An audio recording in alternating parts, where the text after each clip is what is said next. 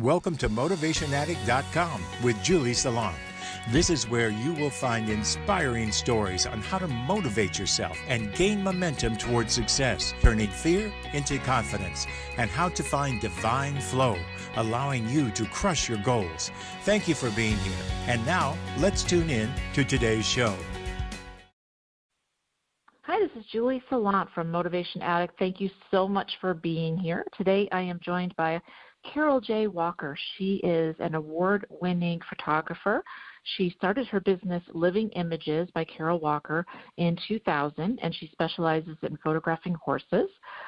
She really has these images that are amazing, and they illuminate the relationship between horses at liberty and horses and humans. She has done 3 books. She has an award-winning book called Wild Hoofbeats, America's Vanishing Wild, which was released in 2008 and in its 3rd printing. She also has Horse Photography, the Dynamic Guide for Horse Lovers, and Mustangs, Wild Horses at the Heart of the American Legend.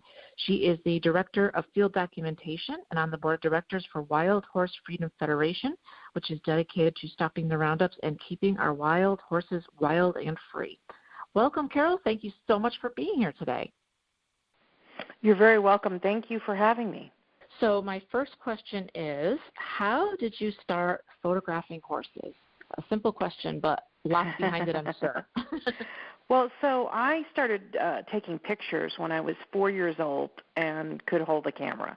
So I've always loved photography, and I've always loved horses. But about 18 years ago, I had owned a boarding facility, horse boarding facility, and I ended up selling it, and I wanted to start a new business.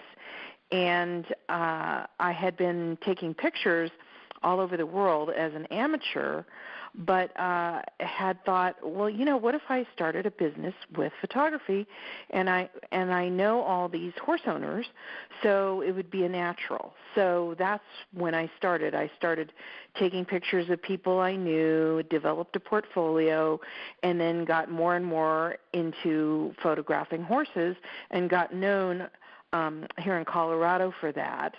And then I started traveling and photographing horses all over the world. And about 14 years ago, I had a friend ask me, well, why aren't you photographing wild horses? And I said, wild horses? I don't know anything about wild horses. I didn't even, I don't know anything about that. And a week later, I got an email from a gentleman in Wyoming, and he said, would you like to go photograph wild horses in the Red Desert of Wyoming? And I said, well, yes. And so I immediately signed up and went. And that was my introduction to wild horses. And I was just captivated by them. I thought I was amazed. We saw maybe 100 horses in one day, and in the middle of nowhere, but they were beautiful and they were thriving and they lived in families, and I was just absolutely captivated. And I kept going back and got to know several of the families better, and they got used to me being around. And then I heard they were going to round up and remove most of them in this area, in Adobe Town in Wyoming, and my heart was broken. And I went to the roundup and I watched this, and I couldn't even look at the pictures for about 4 months.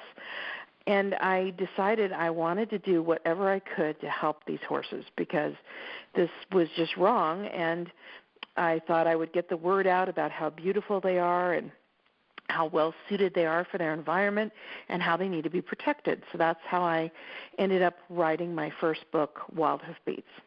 Wow. And that's heartbreaking. That's so near and dear to my heart because, saving lives, it's just so wrong what they're doing. And they've been here so long. They're part of our heritage, and they're thriving, and I just feel like they need to have it's good that you're doing this because they need a voice, and they need advocates.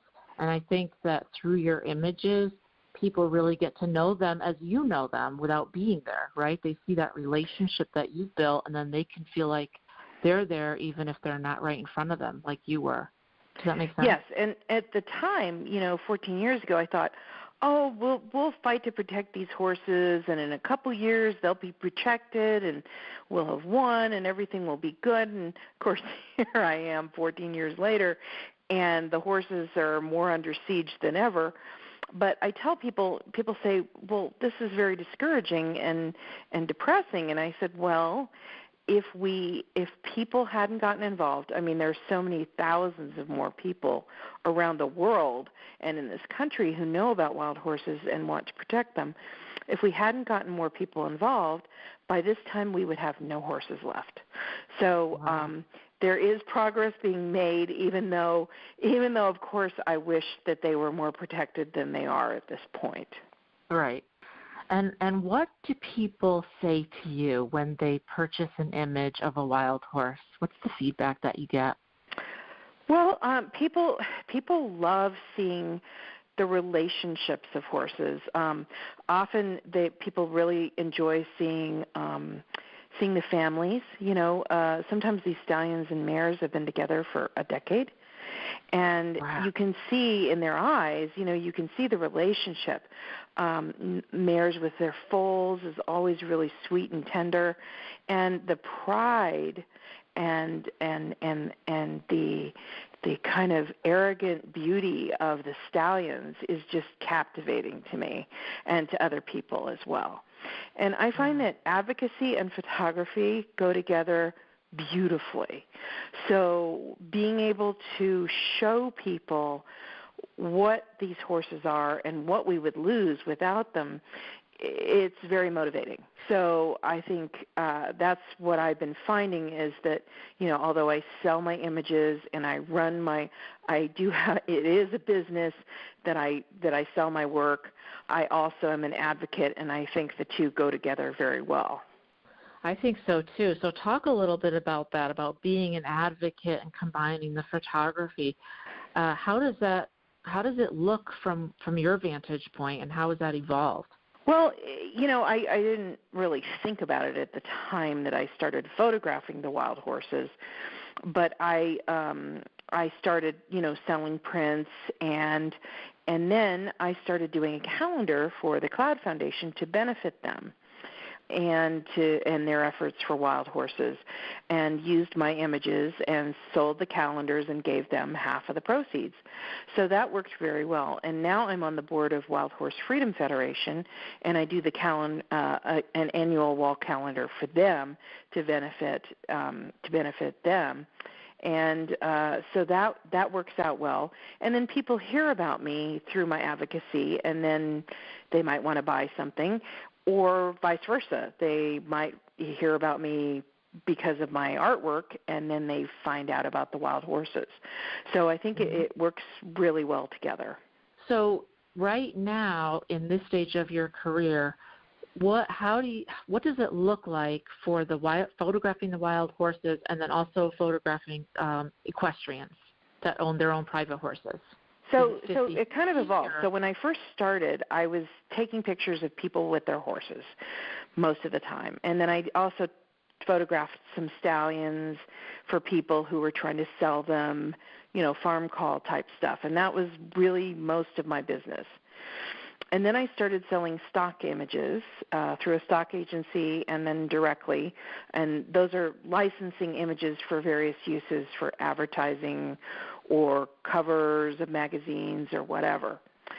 And then I started doing trade shows. I started doing Equine Affair. I did Rocky Mountain Horse Expo here. And I also taught workshops. So my business has changed and evolved over the years. And really now what I'm concentrating most on, is selling fine art pieces from my website and from Etsy. And I only do maybe 2 sessions a year of people with their horses. So I've really moved away from doing that and more into the fine art area and the stock licensing. So that's just because of what I want to do is just kind of changed. So talk to me a little bit about retreats, because I think I read on your biography on the website that you do offer retreats. Do you still offer them? Are they upcoming for 2019? Workshops. Actually, I have stopped offering workshops. So Okay. it's just not something I'm doing right now. So I may go back to it later, but I'm not doing it now. I got asked about doing half-day workshops here in Colorado, which I may do if I get asked by a facility that's set up to do that. But I really have kind of moved away from concentrating on that. So you've got a full plate, it seems like, between, what you're selling, the fine art, and you're also on, director of field documentation on the board of directors. Yeah, it seems like you're just such a busy person between that and you're traveling when I met you at the Equine Affair. And by the way, we'll link all of Carol's books because she's got an award-winning book, Wild Hoofbeats, America's Vanishing Wild Horses. It was released in winter 2008. It's in its third printing. Her second book, Horse Photography, The Dynamic Guide for Horse Lovers, is in its second printing. And the third book, Mustangs, Wild Horses at the Heart of the American Legend, was published in October 2014 in France, right, Carol? Yep, that's right. That's pretty cool. And then the most recent book, Galloping to Freedom, Saving the Adobe Town Appaloosas, was published in 2015 and has won multiple awards. Talk to me a little bit. I'd love to know a little bit more about the process and how you started and thought, gee, I could write a book with my images that I have here. How did that happen? Well, so with Wild Hoofbeats, my first book, I was determined to get the word out about the horses and try to help save them. And I went to a publisher and who I got a contract with a publisher, and then they just delayed. And I actually asked to break my contract, and I self-published. And I did everything I could possibly learn how to do about self-publishing. And so that's what I did. And the book did very well because generally publishers aren't really wild about picture books because they're very expensive to produce. And they don't generally they don't sell that many copies. So it gets harder and harder to get a publisher to pick up a picture book. So, but I could self-publish it, and that's what I did. And I really enjoyed the whole process. I have a friend who did all of my design in the book, and then I found a printer and did the book, and it's been great. And so I've did 2 more books, and the book in France was actually a publisher, Glenot, in France, that did the book. And you make a lot more money if the book sells, of course, self-publishing, because if you go through a publisher, you get maybe 10% if you're lucky. Whereas if you're self-publishing, you get 100% of the proceeds. Well, of course, when you sell through different channels, you get different percentages of that. But, I mean, you're making a lot more money from the book. How long did it take you from start to finish? It was actually pretty fast. My friend who's the designer, she and I know each other really well, and we went through pretty quickly. The slowest thing was the book was printed in Asia, so it took 8 weeks to get here from there once it was printed. Okay. A slow boat, right? Yeah. And so I really enjoyed it, and it's a lot of work, getting it out, getting people to know about it, selling it, promoting it. It's a tremendous amount of work, but I found it very enjoyable, and so I would definitely do it again. I really enjoyed it. And I have her book, This Is How I Got to Know About You. I had started to want to photograph my own horse because I've always loved photography, and I thought this could be fun, right? And so I got the book Horse Photography, The Dynamic Guide for Horse Lovers, which is an amazing book, by the way. I highly recommend it because it's not so difficult that anyone that's just picking up a camera can start to begin to understand it. But let's talk a little bit. I know you can speak to this so well about how hard it is to photograph horses. Well, so what I noticed, I went to Equine Affair, had a booth in Massachusetts and Ohio, and then, of course, the Rocky Mountain Horse Expo here, and I actually did talks in all 3 of those locations. Oh, and I also did in California the Horse Expo there. did talks, and I noticed that people who were amateur photographers, not necessarily pros, really could use some help on getting better horse pictures. And so that's what I ended up doing talks for, and helping and trying to figure out what was the best way to tell people about how to improve their pictures of horses. And then that's how I ended up doing that book, because I was like, oh, this would be great to have a guide for people so that they could understand and it wouldn't be too technical, and they could help their pictures. So one of the main things that people don't understand about horses is that you can't just take a 35 millimeter lens, a short lens, and go up close to a horse and take a picture and get a good picture, because horses have these very long heads and long bodies, and they look distorted if you do that. So the best thing to do is to have a longer lens, at least 100 millimeters, back up and take a picture from a distance. And actually, if you have a 200 millimeter or a 300 millimeter, it's even better, because the longer lens compresses the body of the horse and it looks more proportional. So that's like a basic fact that someone who's not used to taking pictures of horses wouldn't necessarily know. Like if you mainly do landscapes or buildings or something, you're not going to know that. Mm-hmm. So that's one of the main things. The other thing is that people who know horses, I find, have better luck getting good pictures of horses than, say, someone who's more experienced in photography but doesn't know anything about horses. Because when you can predict the behavior of horse, you have better luck having the horse look good in a picture, because you know what that horse is going to do, how they're going to respond, and also you know what makes a good picture of a horse. So I try to encourage people who know horses is like, you've got to step up here. You know horses, you can predict horses. For example, like right. if you're trying to get a horse's attention, of course, horse people know that you want the ears up generally. Right. Getting a horse's attention, some horses will freak out if you shake a flag at them, but other horses who are a little more relaxed, if you shake a flag, they're like, oh, I'm going to look at that. Then you have, most horses are very food-oriented, so if you shake a can of grain, that's usually a really good way to get a horse's attention. Or have a friend walk by, have one of the horse's friends walk by. Oh, they're looking at the friend, they look more alert, they look prettier, and those are kind of easy ways to get a horse's attention for a photo. And so now the interesting part to me is, I have my own horse, and I've taken some, amateur pictures myself. How is it different from, photographing someone who has their own horse to the wild horses, other than the fact, the obvious, that obviously they're wild, and in the beginning you probably couldn't get that close. What about their how they moved and, just kind of the background, the landscape? How did you approach that?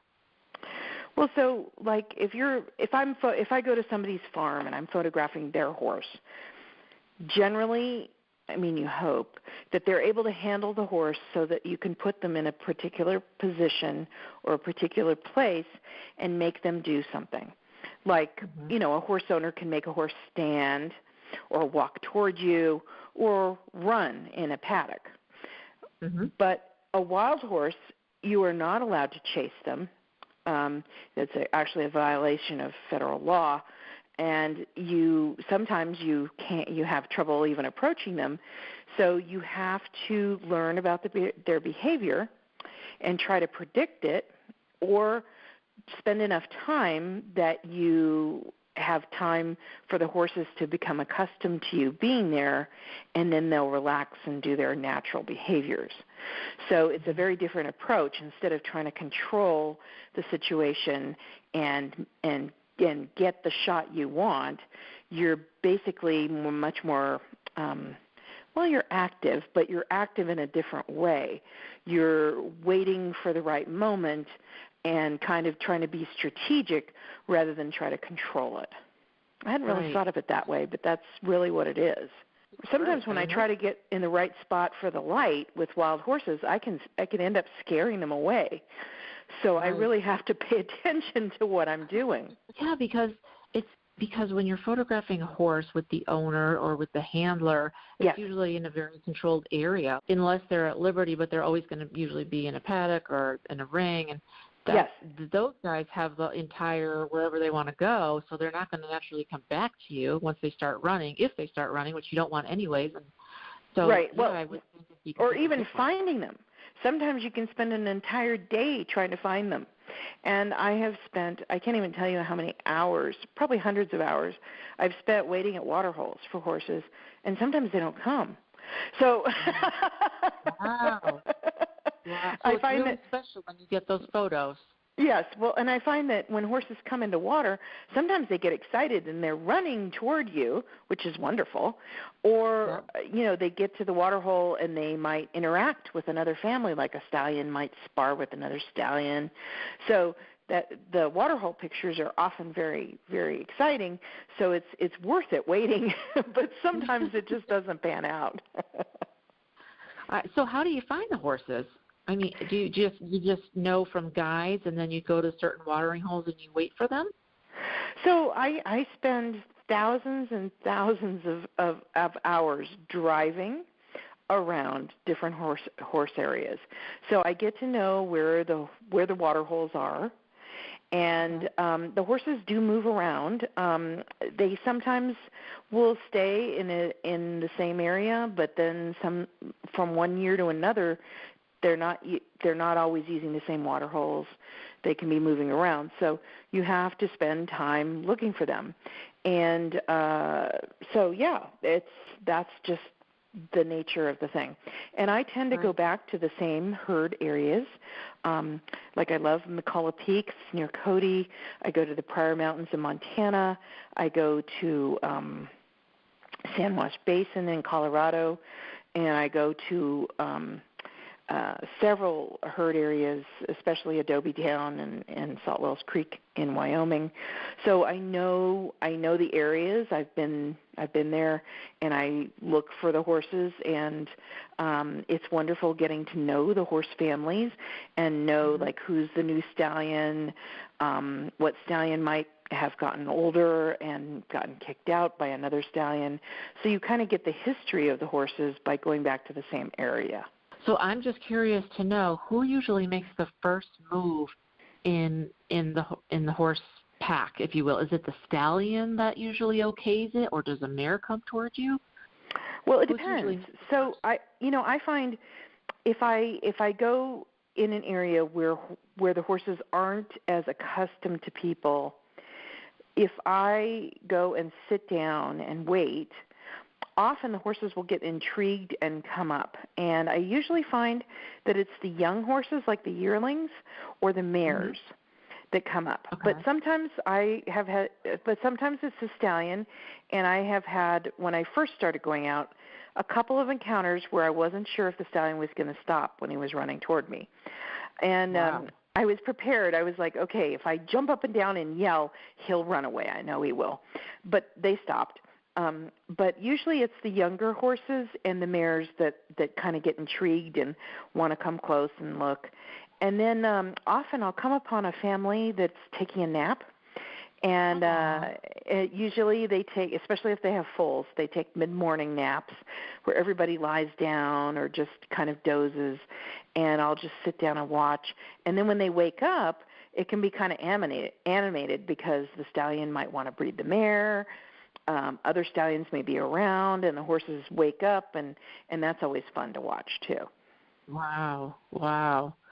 Yeah, and the younger ones have that curiosity, and I think obviously you're doing it right, because when you sit down, you're less threatening if they don't know you. So yes. Do they get? I'm just curious. Do they get surprised with?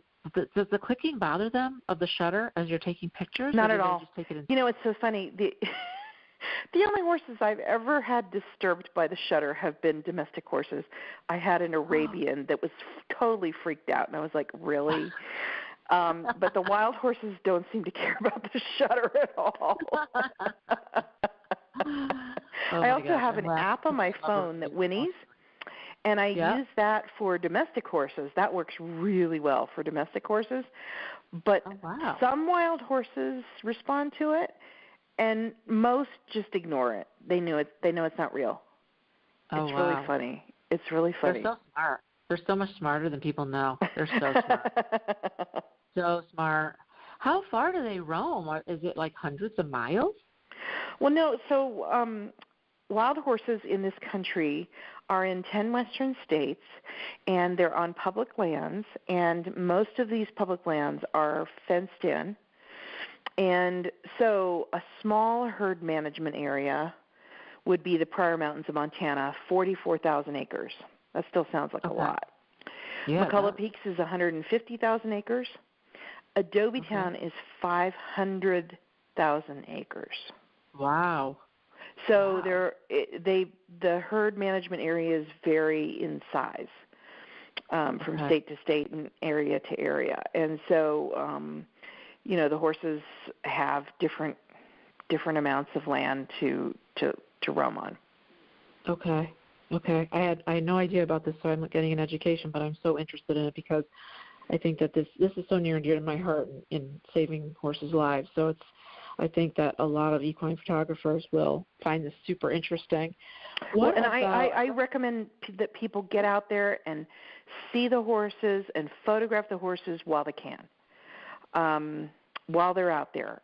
What you can do, you pick a state, say Utah, and you Google BLM wild horses, and you can find the areas that the horses are in.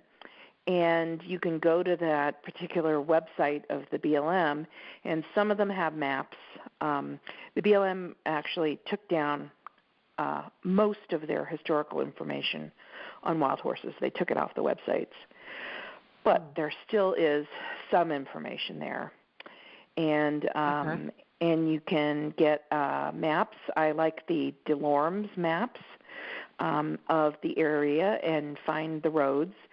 And you're much better off with a four-wheel drive vehicle, and don't go when it's wet because these roads often will turn into mud and you will get stuck. So the best times to go are going to be late spring, summer, and fall. And make sure you have enough water, make sure you have food and a spare tire, just those basic things when you go out, because most of these are very remote areas. Right. You're far from anything, right? Just really far. It just depends. Like the McCullough Peaks herd in Cody is only 16 miles from town.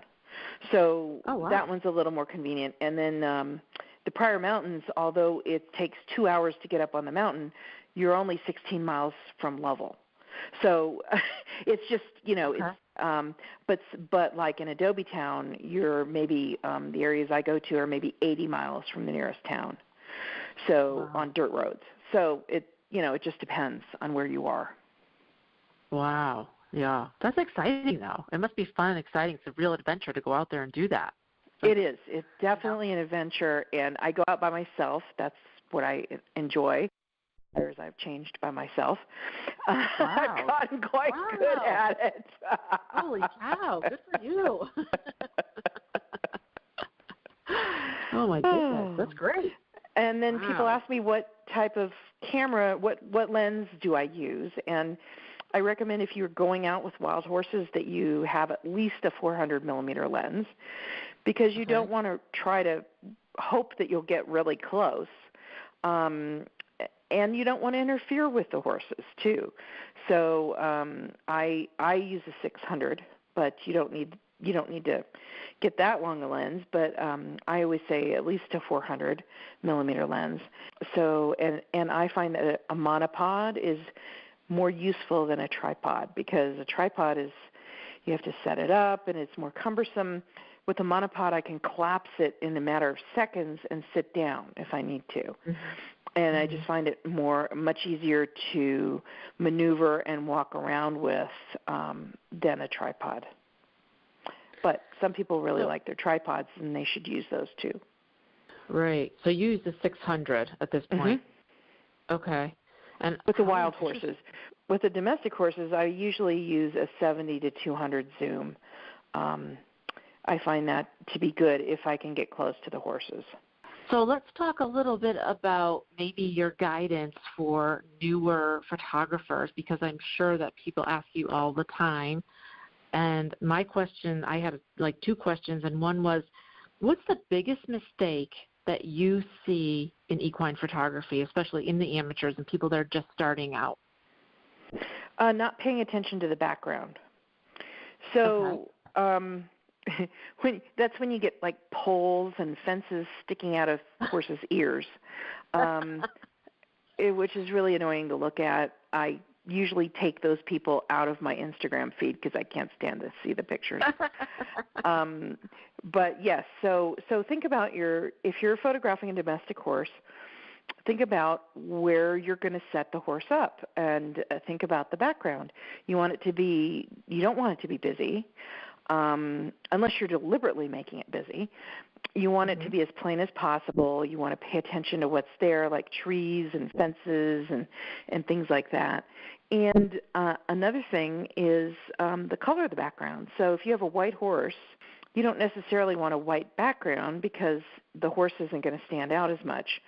If you want to have a bay horse, you don't want a really dark green hedge because the horse is not going to stand out. So think about the color of your background. So with a brown horse, a white or a paler background might be better, and with a white horse, a little bit darker background might be better. Also, the direction of the sun is another thing. You don't want to be shooting directly into the sun unless you're working on getting silhouettes or unless you're rim lighting. You would like to have if you want to use direct light, you want to have the light behind you. So those are just a couple of basic things that you want to think about when you're photographing horses.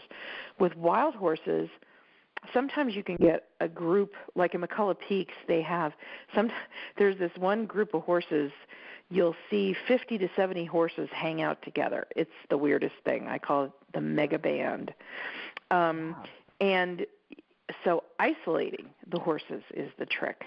You don't want this blob of horses. It's just not an interesting photo.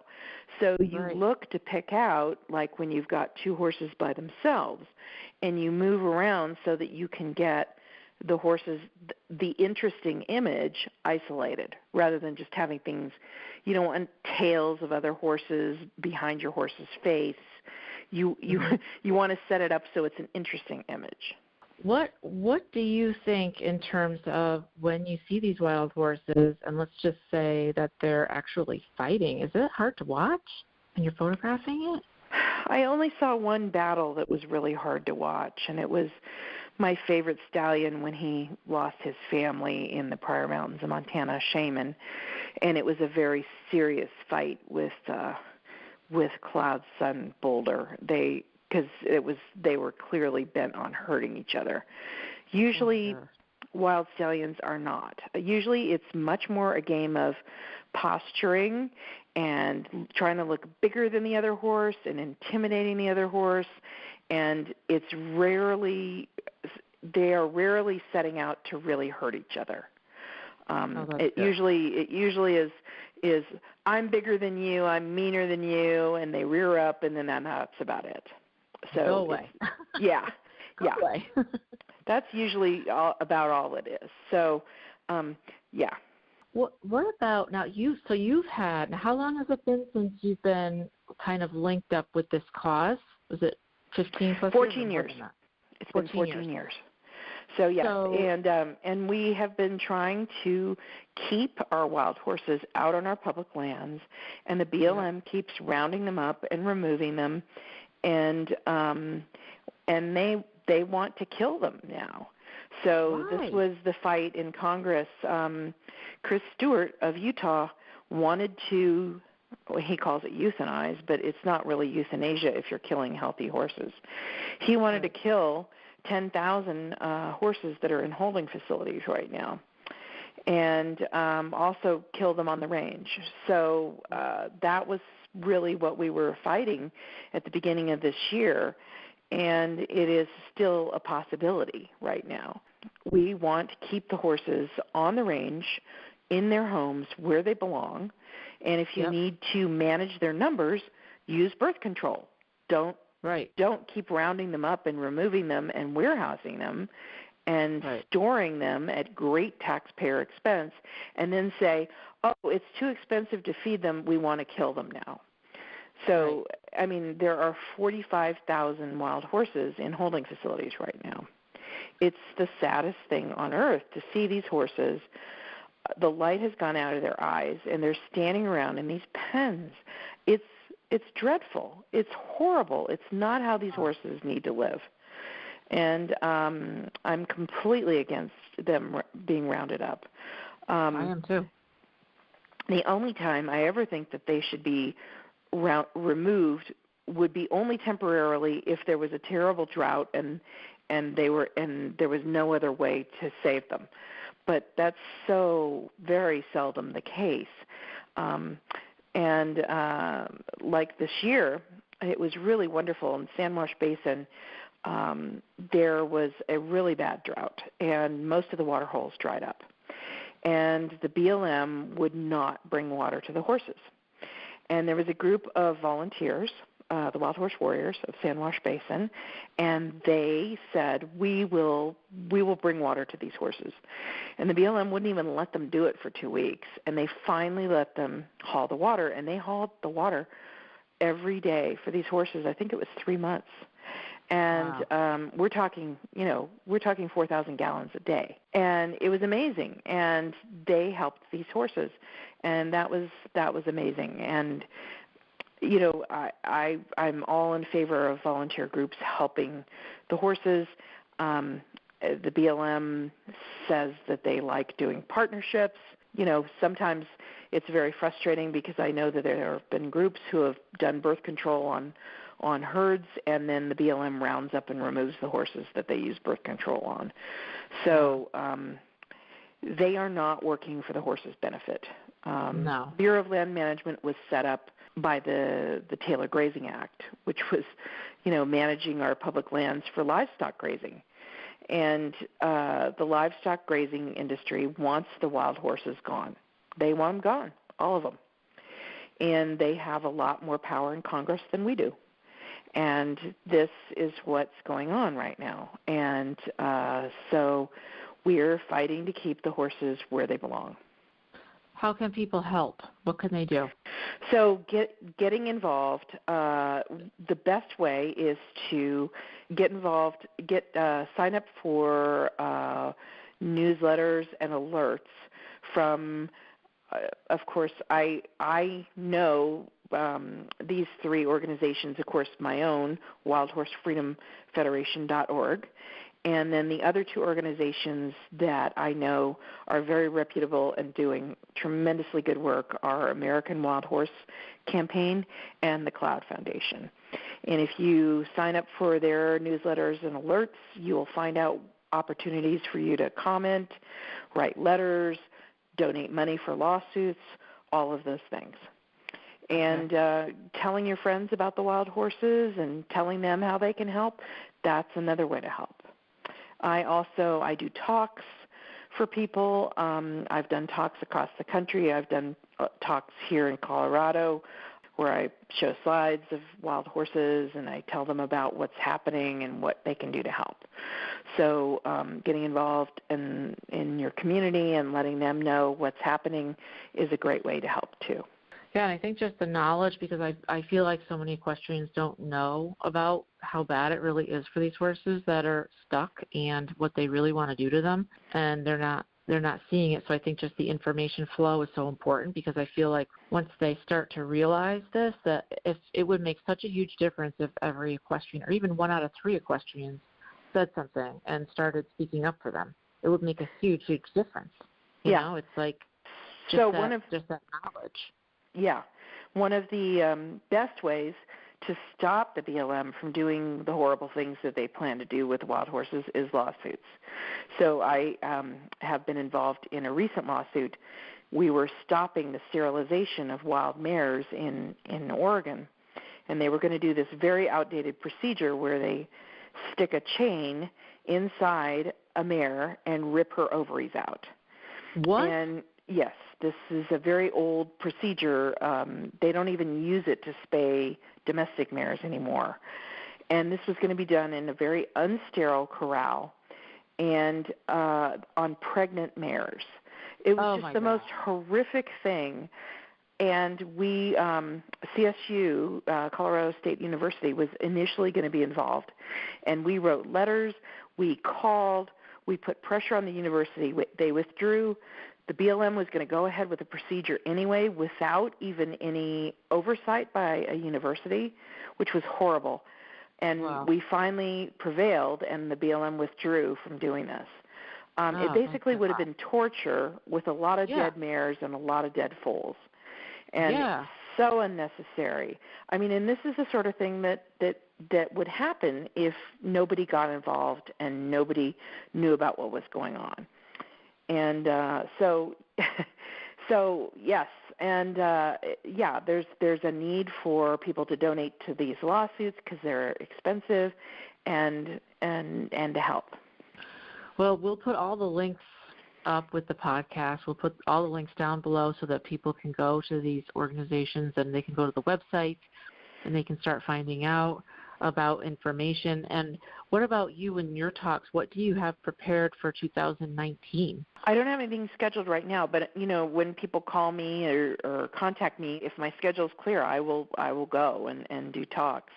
And I definitely enjoy letting people know about wild horses, for sure. The other thing that people can do is write their congressmen and their senators and meet with their congressmen and senators. And we had, before the last spending bill went through, the congressmen's offices were saying, we've been getting a ton of calls. So it does make a difference. It does make a difference. It does, because, the squeaky wheel is going to get heard. So, I mean, the more pressure that you can put on them, the more that it will they'll stop to think about, well, maybe we shouldn't do this, because they don't want people to know. So when people know and they have the knowledge, then they're going to say, wait a minute, like what you just said, that's so horrific. I mean, that's just, anybody with a brain is going to say, what are you talking about? Are you kidding me?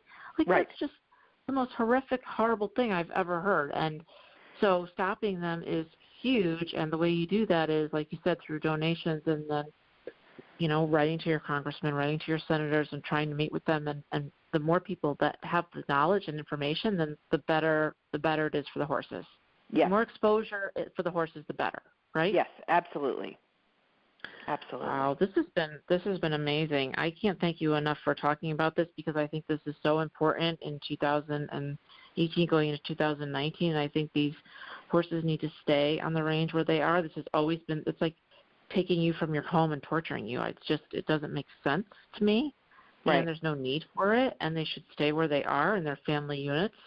And I think that people just need to, make themselves aware, and we can do that through outreach, through your books, and through the work that you do and the talks. I think it's all just so important.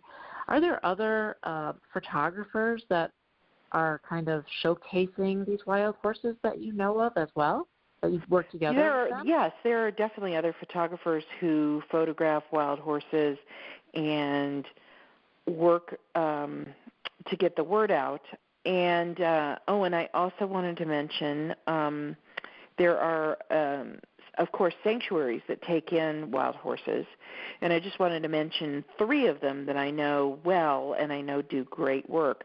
One is the Black Hills Wild Horse Sanctuary in South Dakota. They have over 700 wild horses there.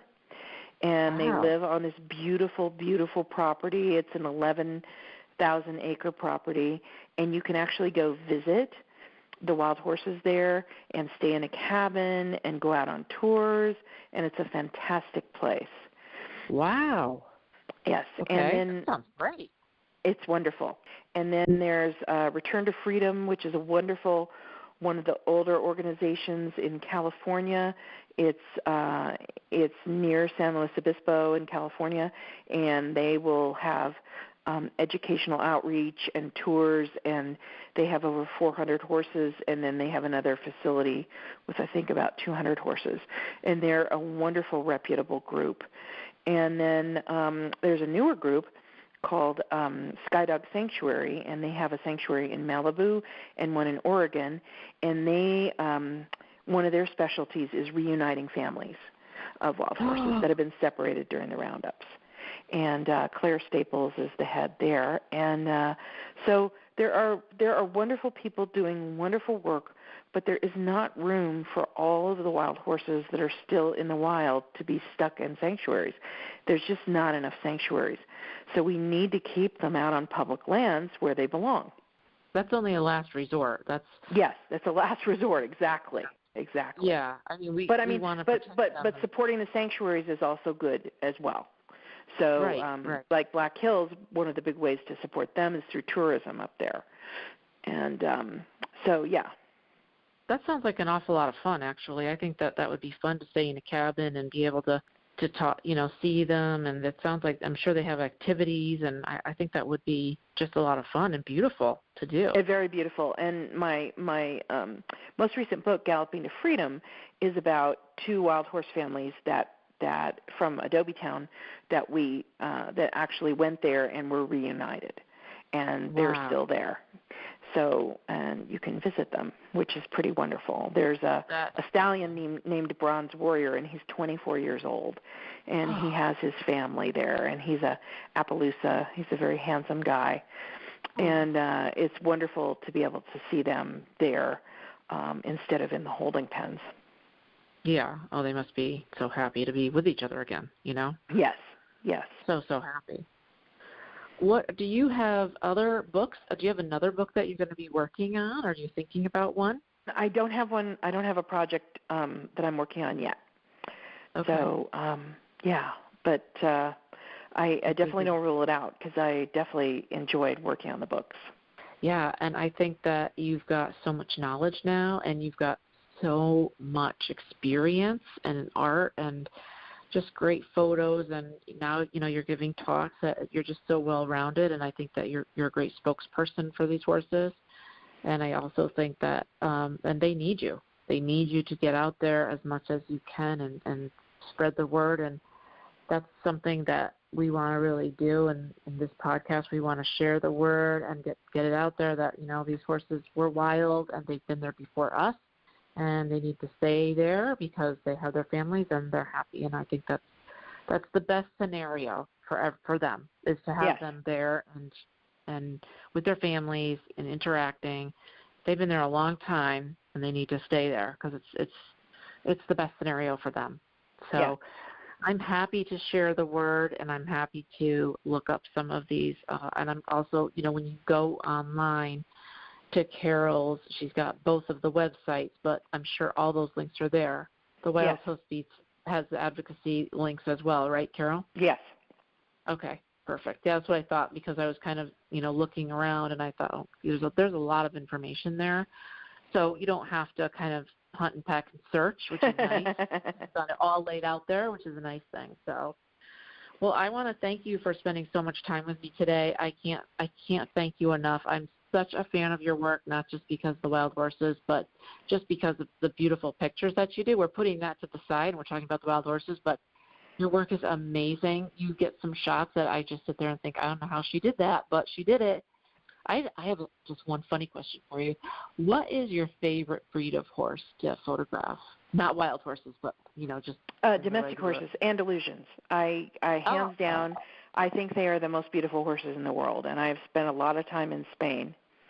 And, so, yes, that's it. Talk about that. I'd love to hear about that. How did you even get to Spain? How did that happen?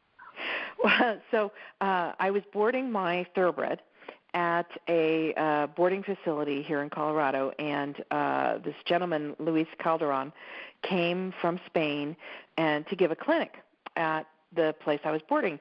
And I was so amazed with his work with horses. And the owner of the barn had Andalusians.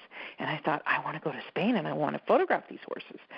So I took some Spanish lessons and I went over there and photographed the horses, and I ended up buying an Andalusian because he was amazing and it was a great opportunity. So I brought him, imported him to Colorado, and of course he was one of my best subjects.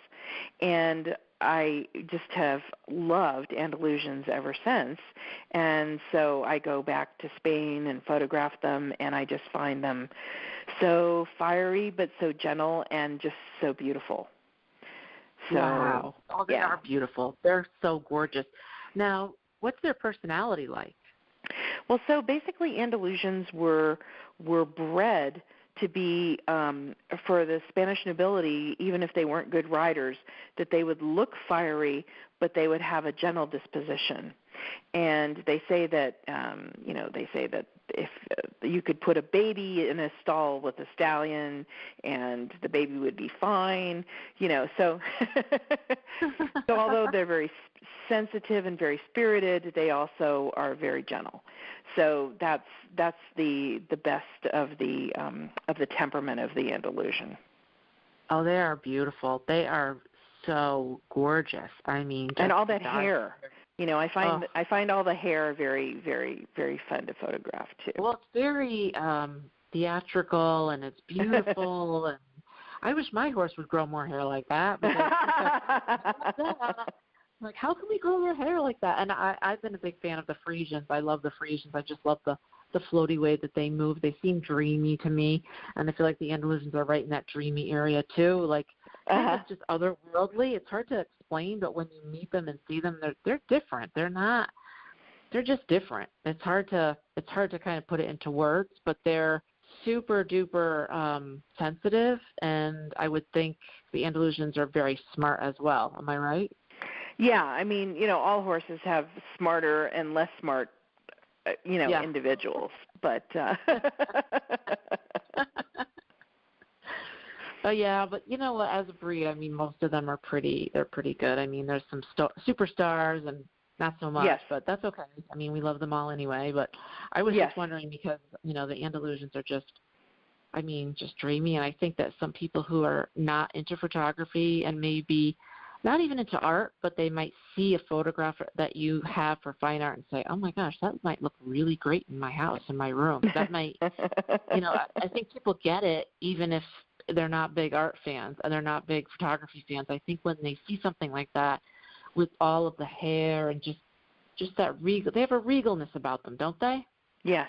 They're just very, they kind of command your presence. You can't walk around them and not look at them. At least that's my experience. They're very kind of look at me, but they're also very inquisitive, right? I mean. Well, yeah. I mean, I find horses generally tend to be curious and interested, and that's a wonderful thing about them. And the other thing is that they forgive easily. They have loving hearts and they just forgive very quickly. Yes. Thank goodness. And way more than humans do. I always say I love animals way more than people, and people think that they laugh, and I'm like, I'm not kidding. Exactly. I feel the same. Absolutely feel the same way. Yes. Yeah. And one thing I forgot to mention was I live with 2 adopted Mustangs here on my property in Colorado. And you do? One that I got when he was when he was a baby. He was a weanling. And he was separated from his family in Adobe Town. And the other was 3 years old, and he and his brother I had photographed since they were babies, and they were rounded up at age 3. So I have them here on my property, and I live with them, and I love them madly. But I really wish that they had never been removed from their homes. I understand. But you've given them a great home, and that's a wonderful thing. You can't discount that. I mean, obviously you want them in the wild, but it's wonderful that they have a home and they're happy and safe. Yes. And that's very important. That's a lot. So that's a good thing. I had no idea. I didn't know that. Wow. Yeah. Do you have a big ranch there where you are? About 40 acres. So it's good for them, and they get to live out, and I have a couple of sheds, and of course they don't even use the sheds in the winter for shelter. They use them in the summer to get out of the sun. So they love being out, and they love visitors. So when I have friends come over to meet them, they think that's great. Oh, that's so cool. That's so cool. Do you ride them, or do you just keep them? The younger one, I had a friend trained to ride, but I haven't ridden him. I actually stopped riding about 5 years ago. So, but I enjoy spending time with them. But I don't ride them. Oh, I absolutely understand. I don't ride as much as I used to, but I still go to the barn every day because that's my happy place. I always say that's my zen place. And I love going there because they're so healing and they're such wonderful. I couldn't live without horses. I always think that it's either you have it or you don't. It's one of those things, right? Either, I just right. feel And like people say, well, how can you not ride? And I said, well, I'm around horses all the time, so it's not like I'm not around them. Right, exactly. You've got your own, and you're doing your photography. You're around them all the time. But hey, you're never bored. You've always got some interesting subjects. Think of it that way. Yeah, exactly. Well, I can't thank you enough, Carol. I really appreciate you enlightening us on the wild horse situation.